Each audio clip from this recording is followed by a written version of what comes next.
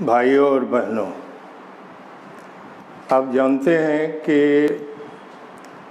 Comrade Vijaykant Thakur जो हमारे पूर्व के राज्य सचिव थे, उनकी दूसरी पुण्यतिथि के अवसर पर हमने इस कार्यक्रम को शुरुआत किया है और सर्वप्रथम हमारे राज्य सचिव कॉमरेड अवधेश कुमार ने उसका विधिवत उद्घाटन किया। दूसरे रोज़ साथी अरुण कुमार मिश्रा जो सेंट्रल कमेटी के सदस्य हैं, उन्होंने अपनी बातों को रखा जो सब्जेक्ट उनको दिया गया। आज हमारी जिम्मेदारी है कि हम आपके बीच जो किसान मजदूर एकता का सवाल है और उसके निदान के सवाल पर हम अपनी राय को आपके बीच साझा करें। साथियों, आप जानते हैं कि पूरा दुनिया के अंदर और देश के अंदर कोरोना का सवाल हो और आर्थिक मंदी का सवाल हो, बहुत तीखे रूप में हमारे सामने आया है और इस ऐन मौके पर हमारी जिम्मेवारी ज़्यादा बढ़ गई है। हमें मजदूर वर्ग के पक्ष में संतुलन को कायम करने की जिम्मेवारी है और उसमें जो संशोधनवादी तौर तरीका है वर्ग सहयोगवाद की, उसको धत्ता बताते हुए, वर्ग संघर्ष को तीखा करते हुए वर्ग संतुलन को अपने पक्ष में करने की जिम्मेवारी हमारी है। इस दिशा में CITU ने अपने संविधान के अंदर भी एकता और संघर्ष का नारा दिया है। अपने संविधान में समाजवाद तक की लड़ाई को लड़ने की, हासिल करने की इरादा को उसने व्यक्त किया। इसी समझ के साथ हमारे साथियों को मजबूती से अपनी गाड़ी को आगे बढ़ाने की जिम्मेवारी है। आप सब साथी जानते हैं इस बात को कि नव उदारवाद के इस दौर में हमारे ऊपर कितना तीखा हमला हो रहा है। ये कम से कम हम लोगों ने कोविड-19 में उससे मुक्ति के लिए जो भारत सरकार की और दुनिया की भूमिका रही है, उसको बारीकी से देखने का मौका मिला कि इसी नव उदारवाद के दौर में एक छोटा सा लाल झंडे का मुल्क क्यूबा पूरी दुनिया के 21 गरीब अमीर देशों में और सबसे ज़्यादा पूंजीवादी संपन्नता हासिल करने वाला छोटा इटली में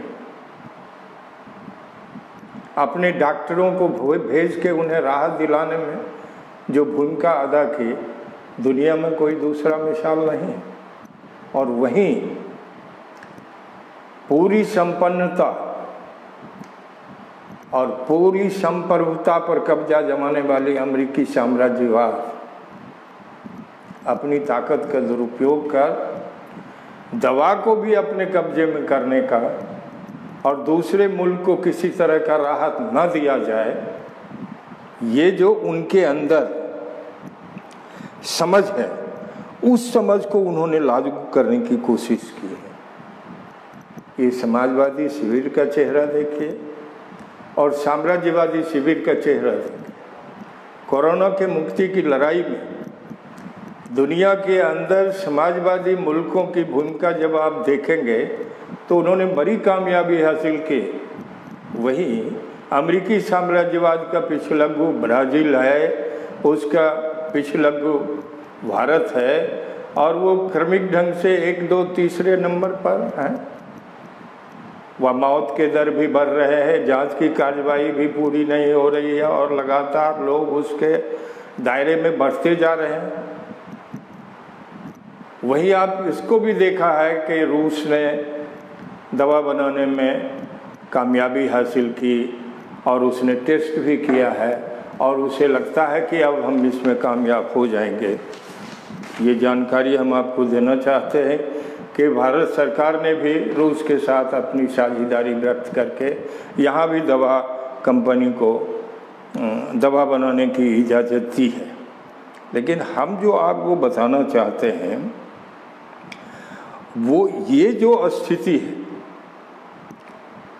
इस स्थिति के दौर में और इसके पहले हमारे देश के अंदर आर्थिक संकट, राजनीतिक संकट, सामाजिक संकट, बेकारी का संकट इतनी ऊंचाई पर पहुंच गया और इसके बाद ये कोरोना का कहर हुआ। हमारी सरकार को इसके इलाज के दिशा में अग्रसर होना चाहिए, उसके बजाय उसको वो एक अवसर के रूप में देख रहा है और अवसर के रूप में इसकी घोषणा प्रधानमंत्री ने की और वो इसे लागू करके आपके सामने पेश कर रहे हैं। आप अंदाज कीजिए कि इसी दौर में ट्रेड यूनियन राइट्स पे हमले बढ़ाए गए,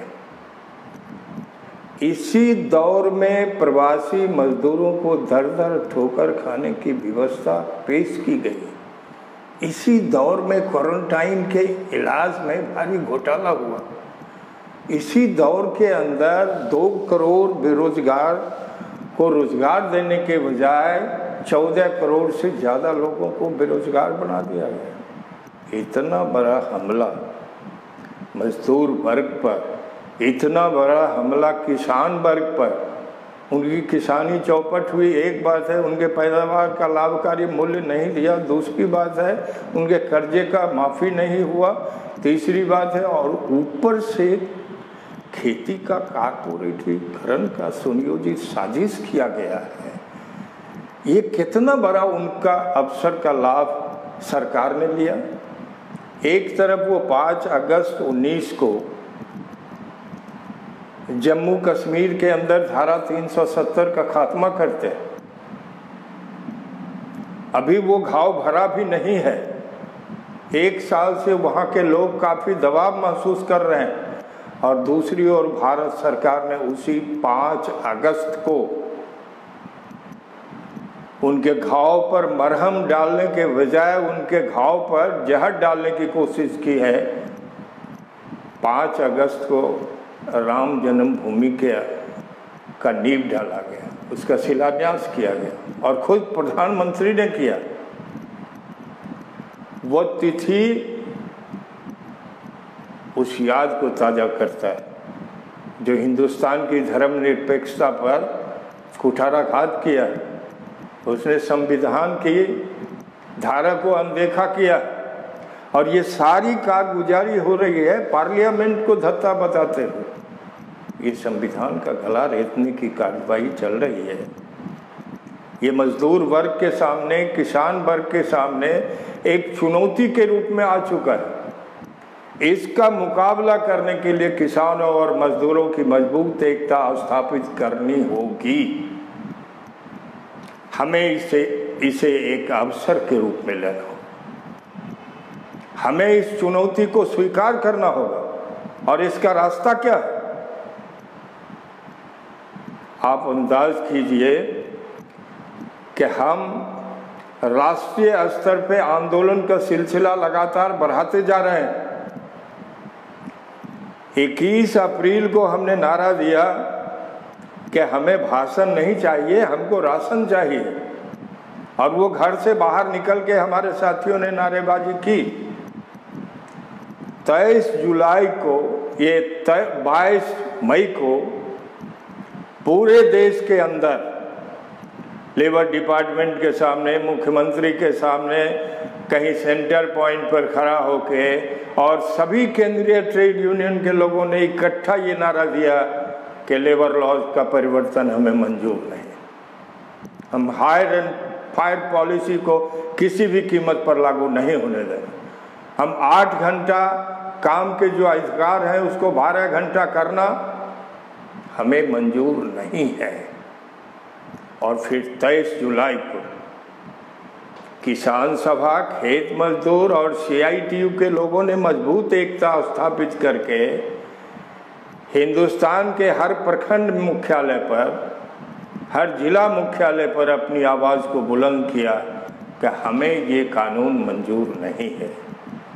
हम जनता की बेबसी को अब ज़्यादा बर्दाश्त करने के लिए तैयार नहीं हैं। हम सब लोग जानते हैं कि बिहार के अंदर बाढ़ की तबाही है। सब लोग जानते हैं कि 16 जिला बाढ़ के चपेट में है। हम सब लोग जानते हैं कि पूरे बिहार के अंदर कोरोना का संकट गंभीर चुनौती बन के सामने आया। सरकार को जो करना चाहिए वो सरकार ने नहीं किया। वो वर्चुअल रैली के माध्यम से चुनाव पर आमादा हैं। हम उन्हें धत्ता बताने के लिए तैयार हैं। हम किसान मजदूर एकता के बल पर उन्हें ये बता देंगे कि बिहार में वैसी हुकूमत को चलने नहीं दी जाएगी जो किसान विरोधी होगा, जो मजदूर विरोधी होगा। लेकिन साथियों, हमें इसके लिए भी सीखना होगा। हमें ये जानकारी हासिल करना पड़ेगा कि राष्ट्रीय नेतृत्व ने कामरेड हनान मुल्ला जो किसान सभा के जनरल सेक्रेटरी हैं, कामरेड तपन सेन जो CITU के जनरल सेक्रेटरी हैं, और साथ ही विक्रम जो राष्ट्रीय खेती और मजदूर यूनियन के नेता है, सेक्रेटरी है, उन्होंने संयुक्त रूप से अपनी आवाज़ को बुलंद करते हुए आपसे गुजारिश किया है कि अगर समय रहते हम किसान मजदूर एकता को मजबूत नहीं करेंगे, हम किसानों के आंदोलन को धरातल पर नहीं उतारेंगे, हम कोरोना और बाढ़ के सवाल को सिर्फ ध्यान में रख के और अपने घर में छिपे रहेंगे, तो ये मोदी की हुकूमत हमें जिंदा रहने की इजाज़त नहीं दे सकती है। ये फासिस्टी रास्ता अख्तियार किया है। इसके फासिस्टी तौर तरीके का मुकाबला करने के लिए, जमहूरियत की रक्षा के लिए, संविधान की रक्षा के लिए हमें पूरी मजबूती के साथ आगे बढ़ना होगा। और कर्मिक ढंग से आप इस बात को भी देखे होंगे कि जिस दिन किसान सभा, खेत मजदूर और CITU के लोग जिला मुख्यालय पर कार्यक्रम कर रहे थे, उस वक्त केंद्रीय ट्रेड यूनियन के लोग भी आपके साथ एकजुटता स्थापित कर रहे थे। राष्ट्रीय किसान सभा का जो समन्वय समिति है, उसके भी वफादार सिपाही आपकी लड़ाई में योगदान कर रहे थे। आने वाले दिनों में आपको ये चैलेंज को स्वीकार करना होगा। जो 9 तारीख को, 9 अगस्त को आपने कार्रवाई की है, जो आपके कंधे पर जिम्मेवारी आई है, और आपके राष्ट्रीय नेताओं का जो समझ है, वो समझ है कि अब हम ज़्यादा दिनों तक बर्दाश्त नहीं करेंगे। 9 अगस्त की लड़ाई, करो और मरो की लड़ाई, एक अगस्त क्रांति की यादगार की लड़ाई, अंग्रेजों के खिलाफ जिस तरीके से आपने लड़ाई लड़ी, वही लड़ाई का वक्त आपके सामने, आपके चौखटे पर आ गया है। किसान मजदूरों की मजबूत एकता स्थापित करके आपको ये बात समझ में रख के अपनी गाड़ी को आगे बढ़ाना होगा कि हम हिंदुस्तान में किसी ऐसी हुकूमत को, हम अपने राज्य के अंदर किसी ऐसी हुकूमत को बर्दाश्त नहीं करेंगे जो फासिस्टी तौर तरीका अख्तियार करेगा, जो किसान और मजदूर विरोधी रास्ता अख्तियार करेगा। 9 अगस्त का क्या है डिमांड?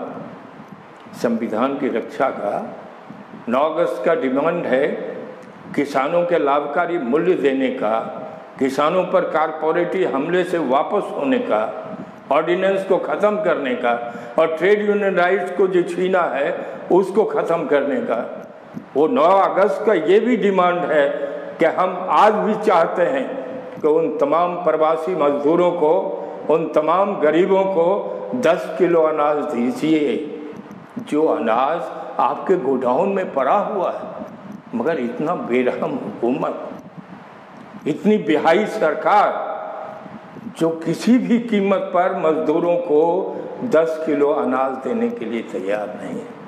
हमारे राष्ट्रीय नेताओं ने सुझाव दिया था कि 7,500 रुपया नॉन इनकम टैक्स पेई फैमिली के हर सदस्य को आप दें ताकि उसमें राहत वो महसूस कर सके।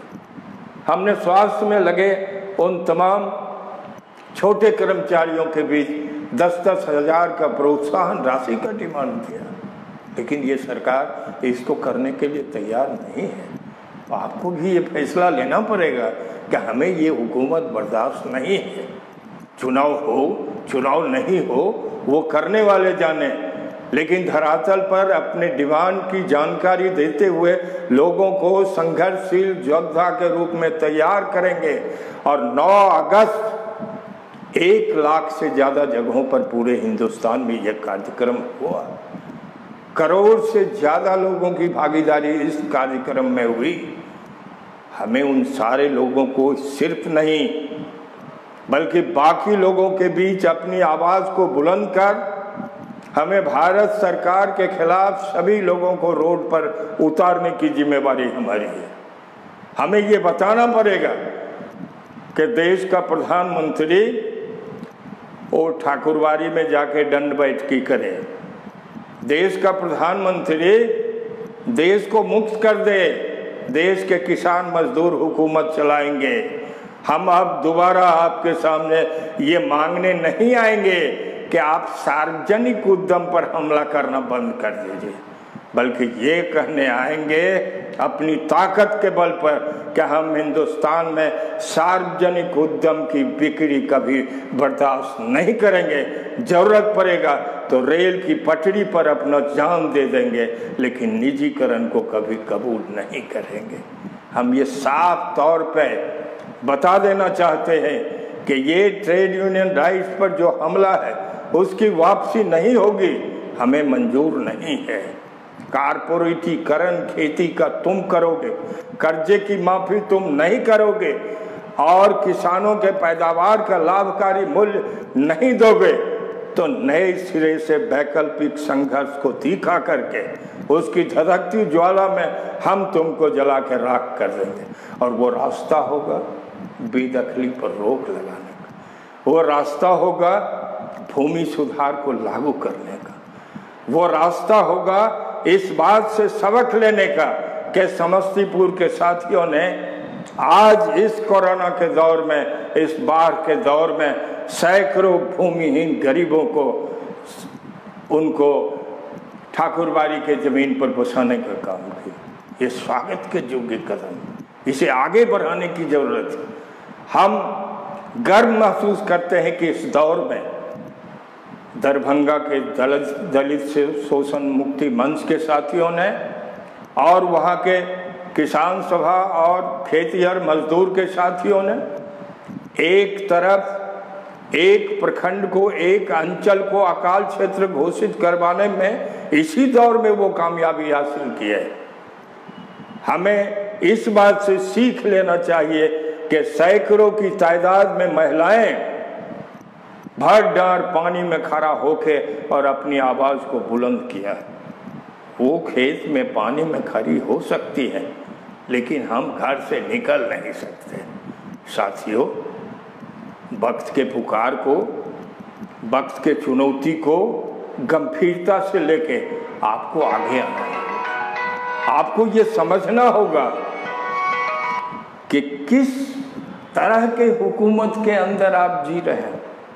आप अंदाज कीजिए कि एक तरफ आपकी हुकूमत जो है वो मिड डे मील वर्कर की बात सुनने के लिए तैयार नहीं। आपकी हुकूमत एग्रीमेंट करने के बाद भी आंगनबाड़ी के समझौता को लागू करने के लिए तैयार नहीं। आपकी हुकूमत आशा के बारे में कुछ सोचने के लिए तैयार नहीं है। जो ये सारे लोग अपनी जिंदगी को जोखिम में डाल के और जन कल्याण में अपनी भूमिका अदा कर रहे हैं।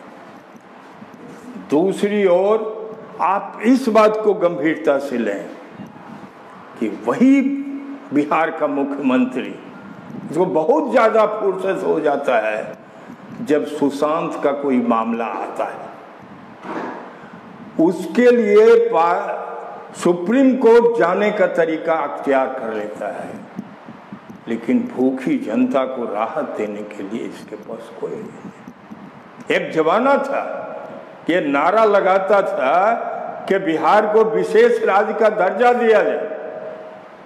जब डीएनए में गड़बड़ी थी तब, अब जब दोनों का डीएनए एक हो गया है तो वो आवाज बंद हो गया है।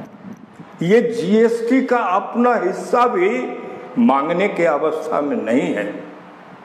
हमें ऐसे कुर्सी कुमार से कुछ ज्यादा उम्मीद करना ये बहुत मुश्किल बात लगता है, मगर ये बहुत आसान बात है अगर जनता रोड पर आने के लिए तैयार हो जाए तब। वोट के दिन वोट डालने जाएंगे, लेकिन जन समस्या से जूझने के लिए हम मैदान नहीं लेंगे, बड़ी मुश्किल होगा।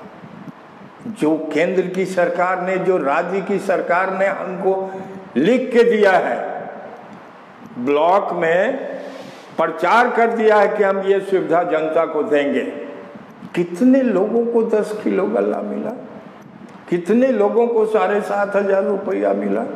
क्वारंटाइन सेंटर में जो घोटाला हुआ उसका क्या हाल हुआ। आज हमारे डॉक्टर लोग,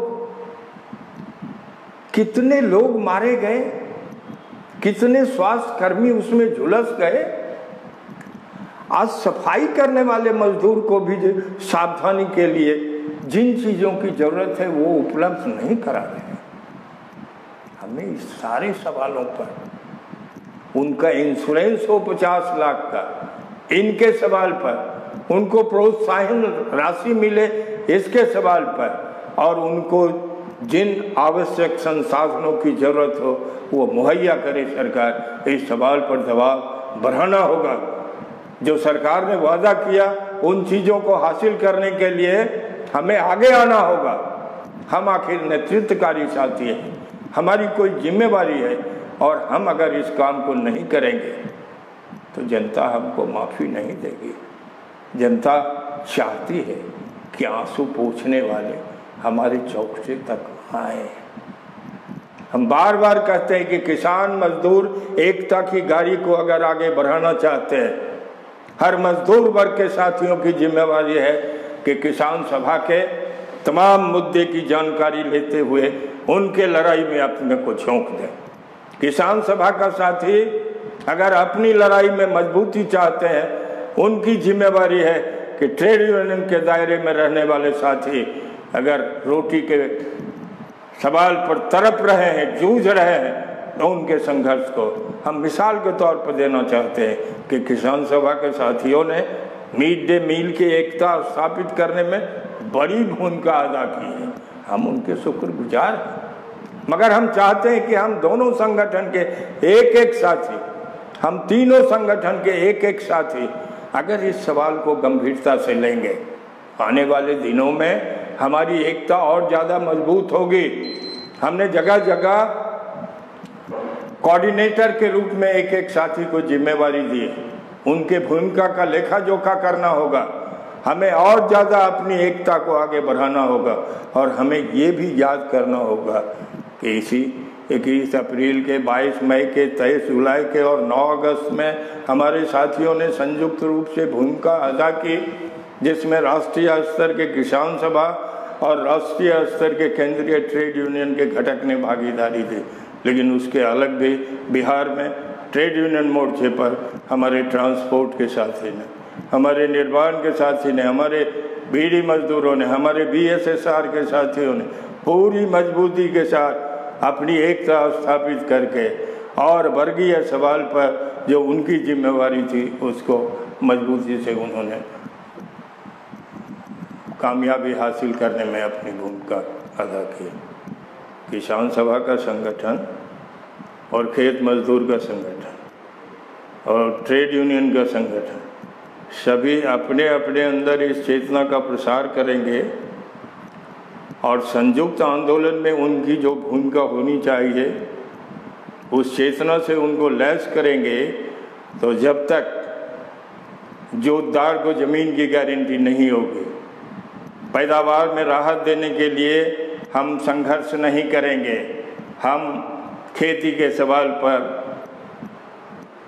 उनको उचित सहयोग नहीं देंगे, आज बाहर का हम रोना रो रहे हैं, प्रति वर्ष रोते हैं, आगे के बरस में भी रोएंगे, क्योंकि सरकार की नीति वही है कि हम बाढ़ से मुक्ति नहीं दिलावें। उनका इरादा है कि उसी दौर में ज़्यादा माल को बटोर लें।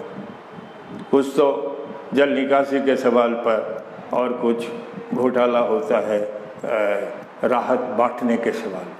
वो दोनों तरफ से लूट में सरकारी तंत्र को बहुत ज़्यादा लाभ होती है। अरबों रुपया का घोटाला हुआ है बिहार के अंदर, उसकी जांच करने की ज़रूरत है। आपको अंदाज करते हैं कि लोग घोटालेबाज के रूप में जिनका नाम लेते हैं उनका दादा निकल गया है सुशील मोदी। उसके पकड़ में लाने की ज़रूरत है, उसको धत्ता बताने की ज़रूरत है। और बाढ़ से मुक्ति के लिए सबसे ज़्यादा ज़रूरी है हर खेतों तक नहर की गारंटी हो, नदियों की गहराई को बढ़ाई जाए, लिफ्ट इरिगेशन का समुचित व्यवस्था किया जाए, ज़मीन का समतलीकरण किया जाए और जगह जगह में बड़े बड़े पोखरों का निर्माण करके जल संचयन का कोशिश करने की ज़रूरत है। इन कामों को करेंगे, मछली पालन भी होगा, एक उत्पादक किसान को भी राहत होगी, हमारे जो साग सब्जी पैदा करते हैं वो किसानों में भी खुशहाली आएगी, उन्हें बिजली की सुविधा प्रदान करने की ज़रूरत है, उन्हें सस्ते दर पर और दूसरी राहत बढ़ाने की ज़रूरत है। इस तरीके से हम गाड़ी को आगे बढ़ाएंगे। और राष्ट्रीय स्तर पे जो हमले होते हैं आप इसको गंभीरता से लीजिए। क्या सारे देश में निजीकरण के दिशा पर जो पहल सरकार ने किया वो तो अपने रास्ते से गाड़ी बढ़ा रहा है, लेकिन भारत के कोल इंडिया के साथियों ने 5 लाख से ज़्यादा अपनी उपस्थिति डाल के भारत सरकार के चैलेंज को स्वीकार करके जो टेंडर होने वाला था उसको रोकने में कामयाबी हासिल की। पिछले 6 महीना पहले आयुध के कारखाना को बिक्री करने का फैसला लिया, लेकिन सभी वहाँ के यूनियन के लोगों ने मिलत कायम करके और भारत सरकार को पहले भी वापस किया और फिर इस बार चैलेंज दिया है जिसमें 92% लोग स्ट्राइक पर जाएंगे। हमें इस बात को ध्यान में रखना है कि जिनके दायरे के अंदर जो कारखाने पड़ेंगे उसकी बिक्री के लिए और उसकी नीलामी के लिए, उसके निजीकरण के लिए कागज लेके जो बड़ी कंपनियां आएगी उसको हम धत्ता बताएंगे, लाखों की तादाद में अपनी गिरफ्तारी कबूल करेंगे, लेकिन हम किसी भी कीमत पर निजीकरण को बर्दाश्त नहीं करेंगे, क्योंकि ये राष्ट्रीय स्तर का घोषणा है कि हमें जान देना कबूल है, लेकिन रेल सहित हिंदुस्तान के सार्वजनिक प्रतिष्ठान की बिक्री हमें कबूल नहीं है। इन्हीं बातों के साथ आज की अवस्था में आपसे ये गुजारिश करते हुए कि आप लगातार अपनी एकता को बढ़ाने का काम, अपने साथियों के चेतना के स्तर को मजबूत करने का काम और संघर्ष में उनकी भूमिका हो, मगर जिनकी भूमिका है उसका सही मूल्यांकन भी हो, उनको प्रतिनिधित्व में उचित सम्मान भी मिले।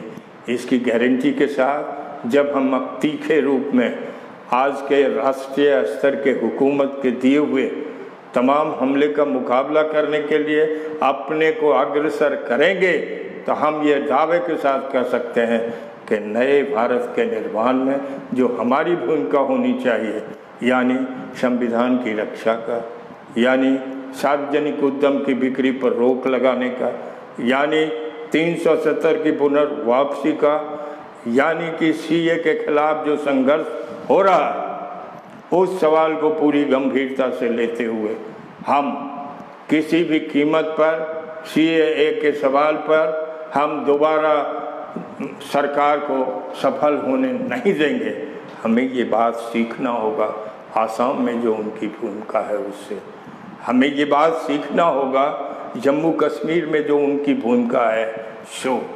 और एक बात आप साफ तौर पर दिमाग में रख लें कि अगर हमारी भूमिका में परिवर्तन नहीं होगा तो जिस तरीके से जम्मू कश्मीर में उन्होंने अपनी भूमिका अदा करके उसको जेलखाना में तब्दील किया है, राष्ट्रीय स्तर पर हिंदुस्तान की जनता कोरोना संकट के नाम पर जेल के दौर से गुजर रही है, लेकिन इंटरनेट सुविधा है जिसका लाभ हम ले रहे हैं और उससे वो वंचित हो रहे हैं। आने वाले दिनों में या तो हमारा भारत होगा या फासिस्ट का भारत होगा। हमें विश्वास है कि आप आज के दौर में अपनी भूमिका अदा करेंगे ताकि मार्क्सवादी कम्युनिस्ट पार्टी की जो मंशा है कि हम साथियों में जागरूकता पैदा करके आंदोलन को सही अंजाम तक पहुंचाएं, हम समझते हैं कि हम इसमें कामयाब हो जाएंगे। ये सिलसिला वक्तव्य का जो हमने आज किया है, कल भी हमारे दूसरे साथी, परसों भी तीसरे साथी, लगातार ये सिलसिला जारी रहेगा। हमें भरोसा है कि आप इससे ज़्यादा लाभ अर्जित करेंगे और एक सुझाव के साथ कि हम में जिस तरह के सुधार की ज़रूरत आप महसूस करते हैं उसका सुझाव भी कमेंट्स देंगे तो हम उससे ज़्यादा लाभान्वित होंगे। यही बोलते आप तमाम साथियों का अभिनंदन करते अपनी बात समाप्त करता हूँ। इनकलाब जिंदाबाद।